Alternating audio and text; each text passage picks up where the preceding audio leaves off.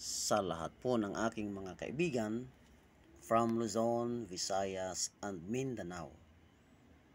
Ang inyo pong nakikita sa video ay walang iba kundi ang inyong kaibigan, si Sergeant Roldan Fadikela Infantry Philippine Army, at ang mga kadete ng St. Clair College of Caloocan ROTC Unit. During the time, ako po yung designated instructor at ang topic ko po ay ang survival. Mga kaibigan, napaka-importante po natin na malaman ang kahalagahan nitong topic na ito. First of all, i-define muna natin kung ano ba yung survival. In the definition, survival is the state or fact of continuing to live or exist, typically in spite of an accident, ordeal, or difficult situation. Di po ba, no? Sa mga oras na kung saan ay hindi inaasahan, nagkaroon ng aksidente, na witness mo ang isang aksidente, or sa mga situation na kung saan ay nanganganib ang buhay mo o ang buhay ng iba,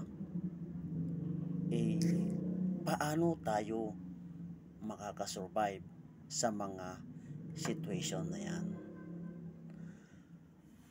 May ibabahagi po ako, no, sa inyo. Let us focus sa keywords for survival. The first one is S from the word ba yung survival. S ang una. So sabi dyan, size up the situation by considering. Ano yung consider natin? Unang-una, yung sarili natin, yourself. What are those considerations? First is recall survival training and expect it to work. That's why yan ang reason bakit itinuturo namin yan sa aming mga kadete. Yung basic survival training.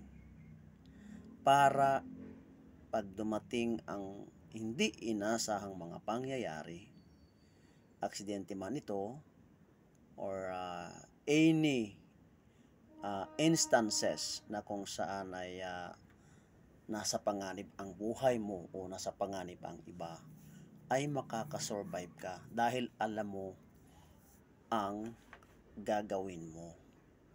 So sabi nga sa bawat ginagawa natin, no, i-consider natin yung tinatawag na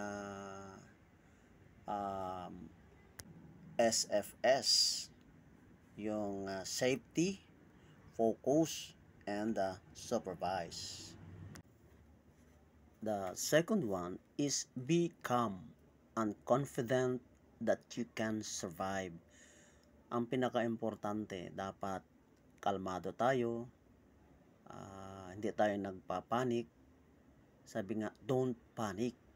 Dapat confident tayo na makaligtas o makasurvive sa mga situation na kung saan ay nanganganib ang ating buhay. And bilang ikaw, dapat alam mo yung mga marunong kang dapat magbasa ng mapa, no? Para if ever maligaw ka sa pupuntahan mo ay mayroon kang mapa. No? 'Di ba? Paano kung walang mapa? Sabi ko nga, no? Mayroon pang isang paraan pag walang mapa na very effective, no? Ang mapagtanungan. Effective po 'yan, no? So, pwedeng magtanong. Yung nga lang pipiliin din natin yung pagtatanungan natin, no? So, 'yon, no? Ang pinaka-importante is kalmado tayo para makapag-isip tayo ng maayos. And always think positive that we can survive. Then, another thing is the area. So, kanina is yourself, sarili mo, no? Ngayon naman yung area, yung lugar.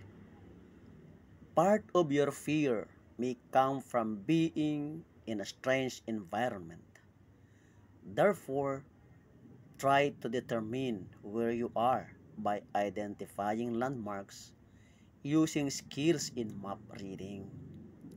Kaya nga po sa ROTC, sa mga kadete namin ay itinuturo ang map reading and land navigation using compass, no?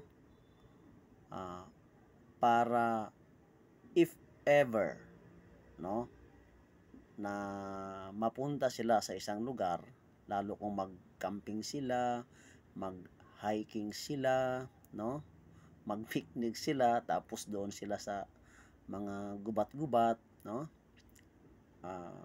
they can bring map and compass, no, using the skills in map reading. It's normal, no, na lalong-lalo na kung first time nating makarating sa lugar na yon, yung takot, di ba? So, andun yung takot, fear. Malay natin yung lugar na yon, maraming mga mababangis na hayop. Lalong-lalo na ang snake, yung ahas, di ba? Isa yan sa mga mapanganib pagka tayo ay napunta sa isang mga liblib na lugar, no? So, dapat yung area na yon dapat ay bago natin puntahan din, alamin muna natin kung safe ba yon, no? Puntahan, lalong-lalo na kung ang purpose natin ay mag-camping, mag-hiking, hindi po ba? But of course, military, lalong-lalo na kung magkakandak ng operation. So of course, meron tayong tinatawag na reconnaissance team, no, nire-recon muna yung area bago puntahan ng tropa. Another thing na i-consider natin by sizing up the situation is the enemy. Put yourself in the enemy's shoes. Remember, you know where the enemy is but does not know where you are, no? So, kaya i-consider natin sa area, no? Baka ang enemy natin o ang kalaban ay nandan niya lang sa paligid. Kaya be vigilant. Kaya nga itinuturo yung lalong-lalo na sa patrolling, yung noise discipline, light discipline, kasi nga pagka narinig tayo dyan, lalo yung mga lagapak ng combat, no, yung mga kutsara na dala-dala at saka mga pinggan, so dapat pinipix yan para hindi mag-create ng noise, diba? At yung mga lights, flashlight, no, kasi consider mo na ang kalaban ay nandyan lang sa paligid natin. Yun po yung i-consider natin in sizing up the situation. First is yourself, second is the area, and the third is the enemy. And now, let us proceed to another key word, which is you. Use all your senses. Gamitin natin yung 5 senses natin. 'Di ba? Sense of sight, hearing, 'di ba? Touch, no? No. And yung dalawa pa, 'di ba? No? Don't be too eager to move. It will make you careless and impatient. So dapat matalas ang pakiramdam mo. Dapat nararamdaman mo yung mga galaw ng mga nasa paligid mo. Baka yan ay ahas na, baka yan ay malaking ulupong na, 'di ba? Dapat matalas ang iyong mga mata. Matalas ang pakiramdam mo, ang pang-amoy mo, 'di ba? Ang pandinig mo dapat, no? So, gamitin natin yung 5 senses natin. Sense of touch, no? Yung nahahawakan mo na pala ay kaya pala medyo malamig at saka medyo malambot, yun pala'y katawan na ng isang malaking ahas.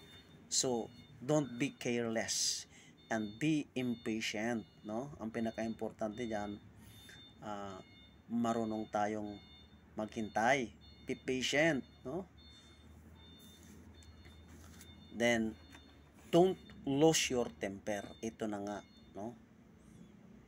Wag padalos-dalos. Dapat mahaba ang pisi natin, mahaba ang pasensya natin.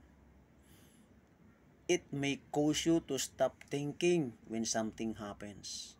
Stop, take a breath, and relax, and start over. No? So, pag ikaw ay medyo nawawala ka na, medyo kasi natatakot ka na, stop. No? Stop ka muna. Then, mag-inhale ka. Inhale, exhale. Inhale, exhale ka. Then, relax. And then, magsimula ka ulit sa isang plano. Okay? So, yun yung ikalawang keyword ng survival, which is you. Use all your senses. Ano nga yung una? No?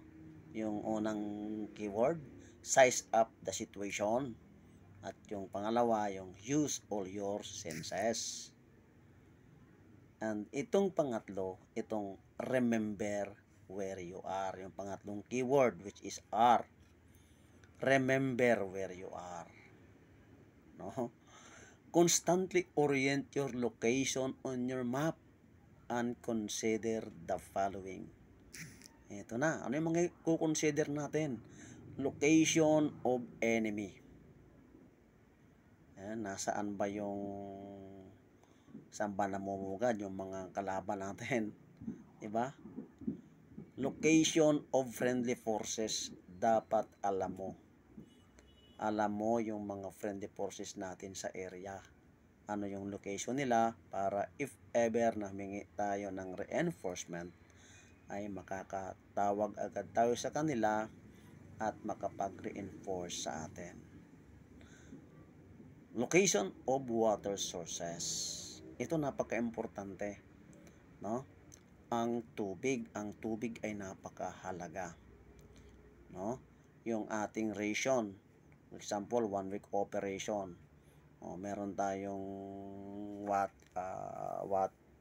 yung water can, no? Pero hindi sapat 'yun, no? So, dapat alam mo yung area kung saan may tubig. Ano ba yung mga area na may tubig pag tayo ay nasa gubat? Ba? Yung mga ilog dyan, may mga ilog dyan. Ngayon, paano mo malalaman ang ilog? Of course, by using your map And another thing is, kung may hayop dyan sa area, nakakita ka ng usa, nakakita ka ng kambing, or ano pa man, kalabaw, no? Be happy. May water sources dyan, sigurado. Sundan mo lang siya at kahit di mo na gamitin yung mapa mo, no? Makakarating ka doon sa water source. May ilog pala doon, no? At hindi lang basta ilog, may mga isda din. Kaya nga part ng survival ay itinuturo din yung kung paano manghuli ng mga isda, paano manghuli ng mga ibon, kasi nga part of survive, how to survive, kasi hindi naman pang matagalan yan, di ba? Nagsusurvive ka for a short time kasi habang hinahantay mo yung mag-rescue, di ba? Then areas that will provide good cover and concealment. Ito yung mga dapat i-consider mo lalo kung papunta ka sa offensive operation, no? Alamin mo kaagad if ever nagkaputukan, no? Alam mo kung saan ka magko-cover, alam mo kung saan ka magko-conceal. And take note, magkaiba po ang meaning nito, yung cover at saka yung concealment. So concealment, ito yung hindi ka vulnerable sa kalaban. Nakapagtago ka sa mga damuhan, no? Sa mga maliliit na kahoy, nakakonceal ka. Pero hindi ka ligtas sa bala ng kalaban, no? Hindi ka man nakikita, pero pag kumutok sila, tatamaan ka kasi tatagos yung mga bala doon. So itong kinatawag na good cover, ito yon, nakakover ka, nakapagtago ka na, pero pag pumutok sila, hindi ka tatamaan. Bakit? Maganda yung cover mo. Nasa malaking bato ka, nasa malaking puno ka. So those are things that you need to be considered, no? Sa area na kung nasaan ka. So ayan, naka 3 keywords na tayo, di ba? Ano nga yung unang keyword? Size up the situation. The next one is use all your senses. And the third one is remember where you are. At ngayon naman ay yung pang-apat na keyword, which is V. Vank is fear and panic. Nabanggit ko na kanina, fear is normal. Lahat tayo ay may takot, no? So dapat ma-overcome natin yan. Overcome fear. Don't panic. Remember that miracle works best for those who prepare carefully and they can save themselves. Totoo po yan.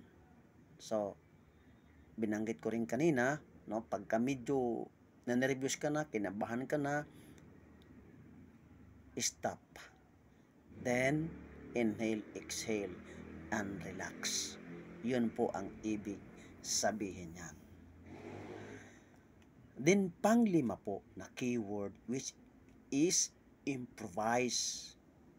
You can always do something to improve the situation. Figure out what you need. No, sa gubat, di ba? Sa gabi wala kang matulugan, wala ka namang dalang banig. Ano yung mga dapat gawin natin, o ba? Yung mga malalapad na dahon sa gubat, sa bundok, improvise. Pwede po nating gawing banig yon, di po ba? So, wala tayong bahay doon, di ba? Anong gagawin natin? Yung ating mga puncho, yung ating raincoat na dala-dala, pwedeng gawin nating tent yan. Improvise. Para pag umulan, hindi tayo mababasa. So, dapat pagka nag-move tayo, ay meron din tayong dalang tali, no? O anyway, sa gubat, may makikita din naman tayo dyan ng mga pwedeng pangtali kung sakali. But napaka-importante po na magdala rin po tayo ng tali o lubid pag tayo ay nag-move. So, dapat i-consider natin to, marunong tayong mag-improvise. Ano pang halimbawa ng improvise? O, di ba? Kung wala tayong dalang kaldero, ano ba yung sa kaldero lang ba tayo pwedeng magluto? Hindi. O, kung may kawayan sa area, pwede kang magluto sa kawayan. O maghukay ka lang sa lupa. Doon mo iluto yun, no? Para hindi masyadong vulnerable sa kalaban. Dapat kumiran mo rin ng kunti para hindi masyadong maaninag yung apoy. Kung gabi naman hindi naman makita yung usok, no? Pero dapat maging alerto rin tayo diyan. Kasi sabi nga kanina, i-consider mo yung enemy na nandyan lang sa paligid mo. Pang-anim po na keyword is V. Value living. Ano tong value living, no? Ito yung mga dapat mong matutunan para makasurvive ka. Dapat marunong kang manghuri ng ibon, ganon, marunong kang mangisda, marunong kang mamingwit, alam mong gamitin ang net para panghuli ng isda, di ba? Know how to climb a tree, no? Basic po 'yan. Di ba? Pero pag umakyat po tayo sa puno, dapat with care din po, kasi no ako'y bata pa, sa kagustuhan kong makakuha ng hinog na bayabas, inakyat ko yung bayabas. Pagdating ko sa dulo, nabali ang sanga, tapos kapalaran, nahulog po ako, no? Kaya ingat. So ito dapat na marunong tayong umakyat sa puno, kasi paano ka mag-survive, no? Kung may puno ng nyug doon sa gubat, may puno ng mangga, ng abukado, paano ka makakakuha ng makakain mo? Hindi ka marunong umakyat ng puno. O pwede naman susungkitin, no? Ay kung paano man ang panungkit. Na kailangan talaga marunong tayong umakyat. Napaka-basic po ito. Know how shelter making. Ito po, kung i-search lang po doon sa aking YouTube channel, Sir Roldan the Great, may demonstration pa ako doon how to make an improvised shelter, wherein ginamit ko yung poncho o yung raincoat para maging shelter, no? Hanapin nyo lang po, search lang po. Fire making, no? Paano kung wala kang dalang posporo sa gubat, sa bundok, o meron man umulan, nabasa. So dapat alam mo na sa ang kawayan pala, no? Pagkiskisin mo yung dalawang kawayan, basta tuyo ito, magki-create na ito ng fire. Ganun din sa bato, yung may mga bato na kung saan pagkiskisin mo, ito ay nagki-create, nag-i-ignite at nagki-create ng apoy. Ano pa yung pwedeng makakreate tayo ng apoy? Yung magnifying glass. Effective po ito kasi nung ako po ay grade 4 pa, sa science subject ay ginawa po namin yan. From direct hit ng araw, itatapot mo yung magnifying glass at yung light, itapot mo doon sa papel, mag-aapoy na po yung papel. Next is swimming. Important din po ito. Marunong tayong lumangoy, di ba? So napaka-basic naman din po ito. Kaya samantalahin natin pag tayo naliligo sa dagat man, magpaturo tayo kung di tayo marunong lumangoy. sa swimming pool, di ba? I recommend na lahat tayo marunong lumangoy. Ako, 6 years old pa lang ako, marunong na akong lumangoy. Hindi ba? Bakit kinakailangan natin itong matutunan? Pag nasa gubat ka o bumaha na malalim na tapos may ilog, paano ka tatawid kung di tayo marunong lumangoy? So napaka-importante po ito, no? Traps making as part ng pag-survive natin, no? Paano ka makakakain sa gubat? Wala kang dalang bigas o meron man naubos. Maraming mga hayop doon, no? So pag-aralan natin, dapat marunong ka na manghuli ng ibon, mga traps, no? Manghuli ng bayawak, ahas, o any animals na pwedeng makain sa bundok. Survive nga no? Authorized po yan. Kahit anong hayop, basta hindi poisonous, pwede nating kainin as part of our survival. Navigation with map and compass. Na dapat you know how to read a map, you know how to use the compass. Diba? Navigation with map and compass. Water source, alam mo kung nasaan yung pagkukunan ng tubig. Kasi hindi tayo mag-survive without water. At saka lalo pag mainit ang panahon, ma-dehydrate ka. So dapat isa yan, dapat alamin mo. Kaya nga dapat marunong kang magbasa ng mapa para makita mo kung nasaan yung location ng water source. And pangpito na keyword is act like a native. To get a feel of the area, watch how the people go about their daily routine. When and where do they eat? When and where do they go for water? What time do they usually go to bed and get up? Ito yung mga dapat i-consider mo. Kaya nga sa sundalo, napakaraming alam na lingwahe. No, kay Bisaya, dapat marunong kang magpangasininsi, magsalita ng Ilocano, magsalita ng Tagalog, magsalita ng English, para pag napunta ka sa area, makikibagay ka sa kanila. Kung anong kasuotan nila, dapat alam mo rin kung paano isuot yung mga kasuotan nila, no? Alam mo rin, no, kung anong kinakain nila sa area, dapat marunong ka rin kumain, no? Kung kumakain sila ng bayawak, dapat marunong kumain ng bayawak. Di ba? Dapat makibagay ka, no, doon sa area. Act like a native.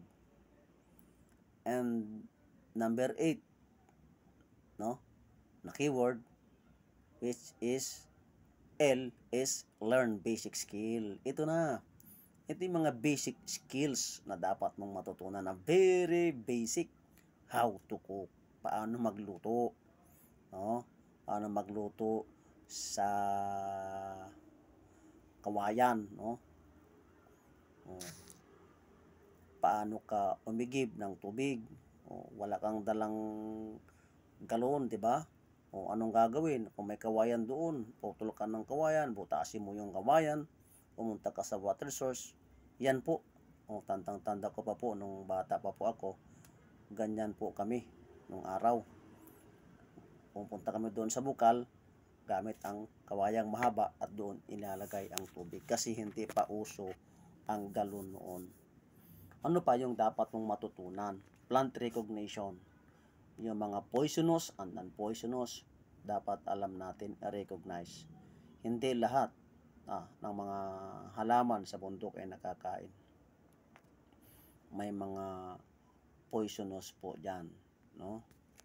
But kung nakita mo, kinain ito ng ibon, kinain ito ng kalabaw, kinain ito ng kambing, as part of plant recognition, sure, nakakain ang halaman na yan, nakakain ang damo na yan. Kaya pwede mong kainin yan as part of survival, no? Huwag ka nang mamili pa, pag ikaw ay nasa sitwasyon na kung saan ay ililigtas mo ang buhay mo, ililigtas ng iba, ay wag na tayong mag-inarte. Lahat kainin natin basta hindi nakakalason. Di ba? Oh.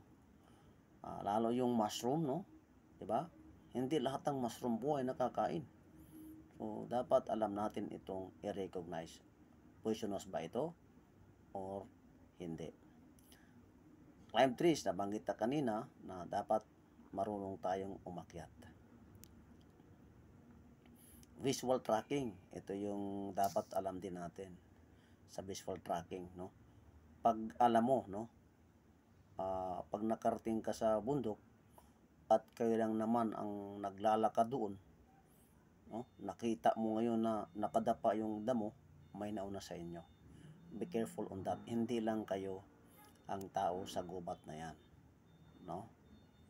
So, ibig sabihin, pag may nakikita yung ganyan, baka enemy na yan, pwede nyong sundan yung mga yun na yun, dumaan ang kalaban dun. Ano pa? May nakita kayong balat ng sitserya na napaka-imposible na magkaroon kasi gubat nga. Nakikita kayo ng plastic, nakikita kayo ng mumog ng kanin, nalaglag, ibig sabihin may kumain doon, no? Ibig sabihin may kalaban doon. At tayo naman sa part natin, no? So, pag tayo ay nag-move at tayo ay naglalakad, so yung last man, dapat itayo niya yung mga damo, mga halaman na naapakan natin para hindi matitik ng kalaban na dumaan tayo doon sa area.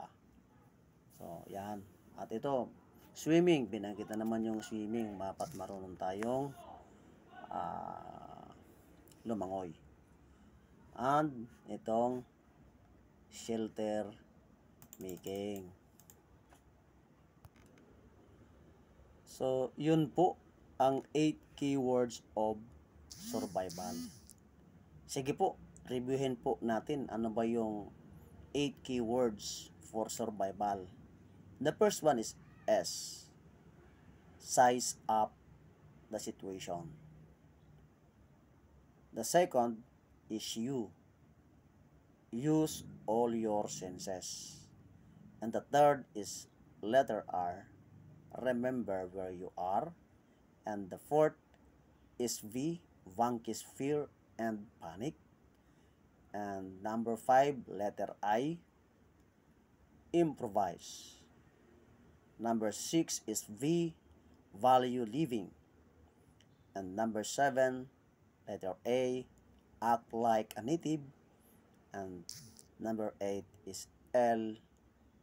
Learn basic skills.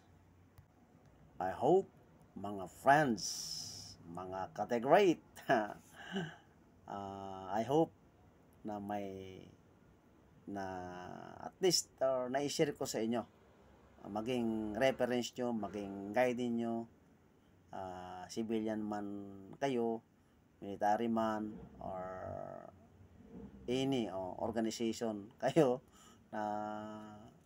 or group, if ever na mapunta kayo sa isang situation or nasa situation kayo na nasa panganib kayo, at least meron kayong guide.